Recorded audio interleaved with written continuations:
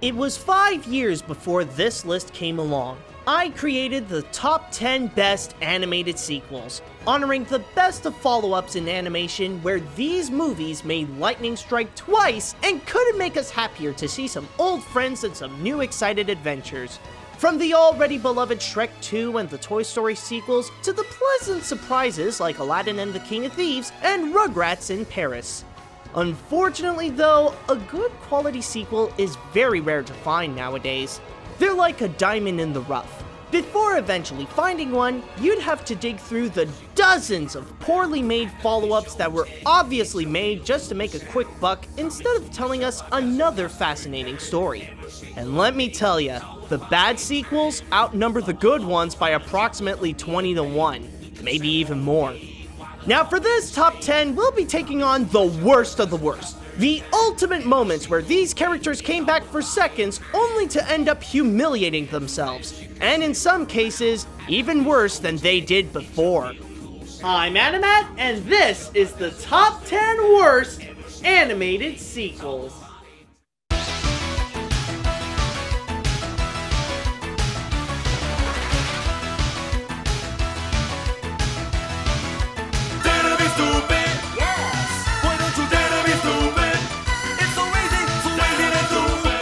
You'd think this list is tame, just my little game. But just remember that this all became mine! I'm sure that most of you have heard about the 1982 masterpiece, The Secret of NIMH. Known to be Don Bluth's first animated feature and what many people consider to be his magnum opus. It was dark, epic, mature, thought-provoking, and told through some of the best hand-drawn animation, all of which you will not find in the sequel. The biggest reason why this is considered one of the most hated direct-to-video films is how it took something like The Secret of NIMH and completely reduces it to a cheap product of its time. In fact, the whole issue with this movie can be easily described in 3 words: lack of continuity. For some reason, the movie would constantly make things up that not only does it disregard the events of the original, but sometimes within itself as well, in order to honor the greatness of Jonathan Brisby and the prophet Timmy. Because apparently, Nicodemus foretold of Timmy's greatness, despite that he never said anything like that in the first movie. What's that? You're wondering about Mrs. Brisby and all her accomplishments that she did in order to save both her family and the Rats of NIMH? Well, no one cares apparently, because this is all about Timmy and all the great things that he will do. Nobody knows what he's gonna do or what he's capable of yet, but why not just sing a dumb musical number about it anyways? Everyone keeps saying that, but I don't know what I'm supposed to do. Right now, nobody does, Timmy. On top of that, the movie would have this bad habit of sporadically mentioning plot details that would have been useful to know beforehand, or even have a scene explaining those crucial events. But nope. Instead, the movie would just rather say it on the side, like it explained this whole scene to you, and suddenly say, oh, by the way, Martin has this weird bipolar love-hate relationship with Timmy. Oh, and by the way, he somehow disappeared from the family. Oh, and also, by the way, he conquered NIMH and he's now an evil madman played by Eric Idle. If you just say yes! No. Admittedly, this is one of those cases where its reputation is actually far worse than the movie itself. But don't get me wrong, Timmy to the Rescue is still a bad movie, but it's not really horrible per se. In terms of its badness, it's rather standard when it comes to direct-to-video animated sequels. It sucks, but you know that there are worse things out there. And come on, you can't tell me that you were not entertained whenever Eric Idle goes crazy. Oh, please, I may be crazy, but I'm not stupid. But if Nicodemus could have foretold these events to Mrs. Brisby, I'm sure that The Secret of NIMH would have ended off a bit differently.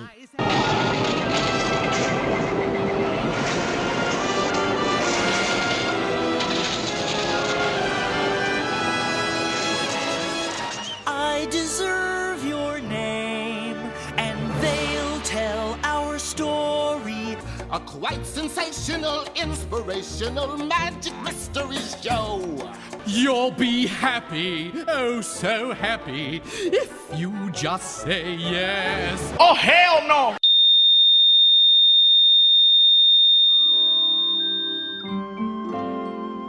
Dream by night, wish by day. Has it ever happened to you that you stumbled upon a movie that you haven't heard in ages, and I mean like decades, and you discover that apparently there is a new sequel coming out, and the only thing that you can ask is just, this still exists? I remember that was purely my reaction when I found out that this exists. Mistletoe. I don't know how it is in your kingdom, but our tradition says. Oh, I know all about that tradition. When it comes to the Swan Princess, some could say that this is just another 90s fairy tale animated musical that's only meant to cash in on Disney's popularity with their renaissance. But then again, this movie did gain a cult following, which allowed it to get 2 additional direct-to-video sequels. Fast forwarding 14 years after the 3rd movie, right out of nowhere comes Odette and the gang with a Christmas movie. Now I know people could make the argument that this shouldn't be that much of a big deal, since NIMH 2 was made 16 years after the first. While that is true, keep in mind though that NIMH 2 was made in the late 90s, back when direct-to-video sequels were a huge market and anything was possible. The Swan Princess Christmas was made in 2012, and to add some extra shock, it somehow made the transition to computer animation. Okay, so now that I got the shock of its existence out of the way, what did the Swan Princess give us for Christmas? Well, a pretty ridiculous and cheap-looking movie literally fueled by Christmas spirit. Seriously, the driving force of this movie is all about Christmas spirit. Intertwined with dumb modern pop versions of Christmas songs, the entire kingdom depends on it in order to have a Merry Christmas. However, our villain of the film, the ghost of Rothbart, and yes, he's back, is allergic to Christmas spirit. So his scheme to get back to his powerful self and destroy Christmas altogether is to put everybody in a bad mood with some random magic and with the help of a smart aleck cat. Alright, that should be no problem. Use your magic on Odette and Derek in order to make them jerks, and then the bad karma will flow from the rest of the kingdom. Boom! Rothbart is back. Tell me, what do you think? I can't cast a spell on Derek or Odette. They got too much Christmas spirit. Too much Christmas spirit? You freaking used it on Queen Uberta, who is said to be the most Christmas crazy of them all, and that worked out fine. So don't give me any of that Christmas spirit bullcrap and actually do something on the real source of your problems. Okay, so maybe they botched the Christmas part, but what about the Swan Princess part? Well, the movie tried, I guess. I mean, most of the characters are already bland to begin with, so there isn't really much to work with. If you were ever expecting anything that resembles the Swan Princess, you'd have to wait until about an hour in when all your interest of this movie has been long thrown out the window. And it's stupidly aware about what it's doing, too. And that's not the only thing that's going retro, sweetheart. No. No. It's time to actually repeat all that I've done from the first movie, just for the sake of triggering that nostalgia. And the only thing that can get in my way is crappy CG. Now, to be fair, there are a few things this movie did to make this more like a Swan Princess movie. For example, the backgrounds actually look really nice, and they're very reminiscent to what the original did, and also some of the character designs actually translate well to computer animation. But keep in mind that I do mean some, because there are others like Odette that end up looking like a Barbie doll. Thank you. I think. But even with all the Christmas spirit in the world, it's not enough to go out and save the last Swan Princess movie. Wait a minute, hold on a second! A royal fairy tale? 2014? Where did these Swan Princess movies come from? What did I say? They say that the number 13 is considered a very unlucky number, and only bad things can come with it. Case in point, The Land Before Time.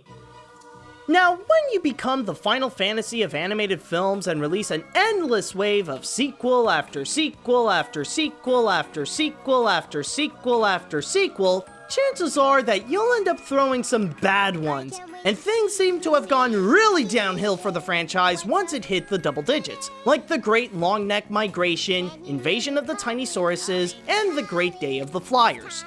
But then came the 13th film, The Wisdom of Friends, which has been deemed by Land Before Time fans to be the worst film of the franchise, and rumors say that this is the reason why Universal had a hiatus on Land Before Time sequels before eventually coming back in 2016 with Journey of the Brave.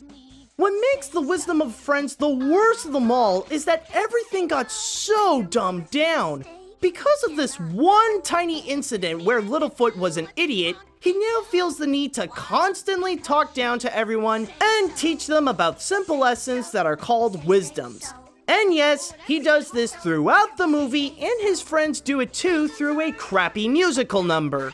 Listen to your folks, cause they know better. If something's in your way, bump it with your horn. Oh! Do what your parents say to. Do what your parents tell you. Do what your parents say. What's actually scary about this is that, yeah, Littlefoot can get very annoying in this, but trust me when I say that he should be the least of your problems. Now, if you want to get to the real source to why this movie is actually considered the worst Land Before Time film, then allow me to introduce you to what this movie is actually about: the Yellow Bellies. We'll go this way.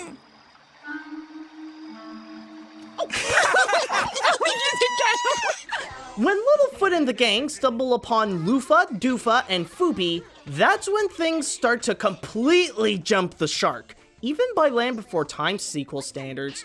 They are so brainless and goofy that you'd swear that they were made for another film. And by the way, just to put salt on an open wound, Lufa and Doofa are voiced by Oscar winner Cuba Gooding Jr. and 5-time Emmy-nominated Sandra Oh.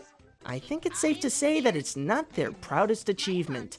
Yeah, there's nothing yellow bellies love better than berries, and a valley filled with berries means lots of berries to fill us yellow bellies. Is it Doofa? Oh, no, that's my name. The dinosaurs may have met characters that still need to learn a few things, but never ones that are so stupid that all they do is eat, sleep, and walk around going herp-a-derp. And just when you think you might not be able to tolerate these three throughout the whole movie,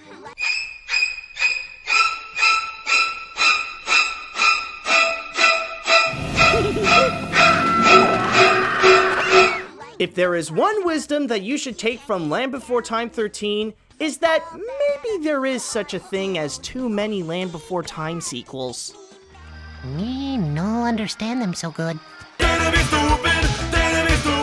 What did I say? Alright guys, you all know it's coming. Let's talk about the Disney sequels. Of course, no list that discusses the worst of animated sequels would ever be complete without any of the direct-to-video or DVD works made by Disney. What began in 1994 with the return of Jafar by Disney's secondary animation studio, Disney Toon, it became such a huge hit by selling over 10 million copies that it unleashed a massive wave of follow-ups of Disney classics, all the way up to 2008 with The Little Mermaid: Ariel's Beginning. With such a wide variety that I could choose from, some of you might be wondering which ones will I pick that will be prominently featured on this list. I mean, there's bound to be 3 or 4 coming out, right? Well, actually, I did something that's completely different. Allow me to explain. Yeah, I can easily fill this entire list with nothing but Disney sequels, but when you go down to it, the specifics to why they're bad may be different, but they all share the same problems. The writing is lazy, the stories can range from being too dull to too ridiculous, the jokes are lame, the animation received a massive downgrade from the original, the old characters are just generic one-dimensional versions of their former selves, the new characters don't feel like they should be in the same world as the old ones, and the songs aren't even a fraction as memorable as the ones from the original. What I'm gonna do instead of placing some Disney sequels here and there is that I will group them all into this one giant team of bad sequels. I would like to mention, however, that not all sequels from Disney are bad. In fact, there are some, like Bambi 2 and Cinderella 3 are actually pretty good, and some like Fantasia 2000, The Lion King 2, Aladdin and the King of Thieves, and The Rescuers Down Under are actually on my best sequels list. What I'm trying to say is that, yeah, Disney does have a pretty bad reputation when it comes to making sequels, but not all of them are bad. There do exist some good ones. So, for the number 7 spot, I didn't go with just the Disney sequels in general, but only some. So, I went and compiled a list of all the essential ones that you would commonly find to be considered as a bad Disney sequel. However, there are some that you personally would go throw out and replace it with something else instead, but again, that would just vary from person to person. So, with that said, in the chronological order of the original animated films, they are Cinderella 2, Dreams Come True, Return to Neverland, Lady and the Tramp 2, Scamp's Adventures, 101 Dalmatians 2, Patch's London Adventures, The Jungle Book 2, The Fox and the Hound 2, The Little Mermaid 2, Return to the Sea, Beauty and the Beast, The Enchanted Christmas, The Return of Jafar, Pocahontas 2, Journey to a New World, The Hunchback of Notre Dame 2, Tarzan 2, and Lilo and Stitch 2, Stitch Has a Glitch. What did I say? However, there are two exceptions that are even worse. There are times I think that no one seems to listen. There are times I think they listen but don't hear. Out of all the Disney sequels that were made, these two are among to be considered the absolute worst of them all, and the biggest reason would be found in their coincidentally similar production history. Originally, Disney wanted to make an animated series based off Beauty and the Beast and Atlantis: The Lost Empire. They ended up being not good enough for television, so the idea of a TV show for those two was ultimately scrapped. But even with that, they have created some completed episodes. So, to not let them go to waste, Disney decided to repackage them all and display them as legit feature-length follow-ups to the original films. The result ended up being possibly the most embarrassing thing that Disney had to put their name to. Not only do they have the same issues as your typical bad Disney sequel, but on top of that, the quality of the animation is even lower than the usual Disney sequel standards, and all we get is just a bunch of random short stories that don't even connect with each other than having the same setting and the same characters. It doesn't help either that the stories are anything but interesting. Like how Belle has to take care of a bird, the Beast has to learn how to say sorry, or the Atlantis gang pretending to be like Scooby-Doo and solve mysteries. Seriously, at least with the other Disney sequels, I can at least call them a movie. This is just a collection of scenes that explain the moments where nothing interesting happens. You might as well show us how the Beast files his taxes, or how Milo and Kita go grocery shopping. Well, that could have gone better. It's kind of weird to say, but out of all the movies that are on this list, these two are the only ones where its biggest downfall is actually in the marketing. Think about it. If Disney was a lot more honest about what they actually are, we would have been much more forgiving towards it. I mean, they would have worked far better as bonus features in the Blu-rays with a little description of their purpose. Sure, they still wouldn't be any good, but at least we would accept them for what they actually are. Episodes for a failed TV show. But by mashing these episodes together and tell your customers that you made a new movie, it just feels wrong, and it's like if you lied to your core audience just to make some lazy excuse to have a quick buck. Actually, at this point, I can't even call them movies anymore. But whatever they are, it's something that Disney should send us an apology for. I will never apologize! What did I say? So you went out of of your way to lecture us that we must go and protect the environment, and this is the thanks that we get? Survey says, wrong answer. You can lounge around all you want in your fungal furniture, not me. I may be Patty, but I'm not Nadia. I'm out of here. I'm a ghost. I'm history. I'm a hologram. You can't see me. Bye-bye now. I'm not gonna say that Fern Gully is a great movie by any means, but for what it is, it's not really that bad. Sure, it's corny beyond belief by telling us to save the trees in the most 90s way possible, but to its credit, it does have heart. Some performances, like from Robin Williams and Tim Curry, are entertaining, and the animation is surprisingly top-notch. It has some kind of purpose to exist. This, however, does not. Any form of corniness that's from the first film has now been transformed to pure laziness that completely dominates the sequel. As you can see, the animation received a complete downgrade and the story has been reduced to a simple rescue mission to save my baby! I know this may sound cruel, but just the delivery of that line is probably the only entertaining thing about this movie. My baby! My baby! My baby! But the worst part of this all comes down to the characters. Starting off with the new ones, they can either be absolutely pointless or absolutely embarrassing. I'm sure the new villains actually have names, but I'm just gonna call them Australian Stereotype and, well, pathetic. But then you have the old characters.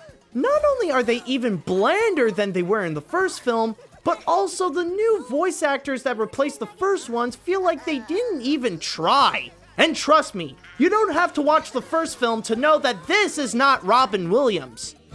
Primary testing laboratory. No! Pass the probe. Graduate students all gather forward. No! It's full of weed killer, television, tax attorneys, completely unreasonable car insurance. But the worst part of the bunch, and why this movie feels more like a waste of time, has to be the star of the film. And no, it's not Krista, and Zach is not even in this movie. Instead, they gave the lead to Pip. You know, the guy who was barely in the first one and acts like he's the big hotshot fairy. Yeah, he's the one, along with his bug gang, in charge to save the baby animals. If it weren't for the fact that they're so easily distracted, seriously, most of this movie is spent on Pip doing anything but saving the animals. And what's even worse is that he had to be reminded not once, not twice, but 3 times about why he went out in the first place. One of which he was completely oblivious from. The baby! Oh, Budgie's gonna take us on some rides later if you want to come. Oh, no. So, at this point, Pip, and be honest with me, man, are you actually that stupid to be this easily distracted, or do you actually not care about the baby animals?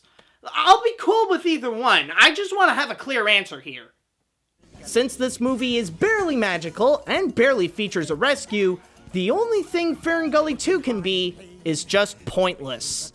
But some things, my dear, even with all our magic, do not mend quickly.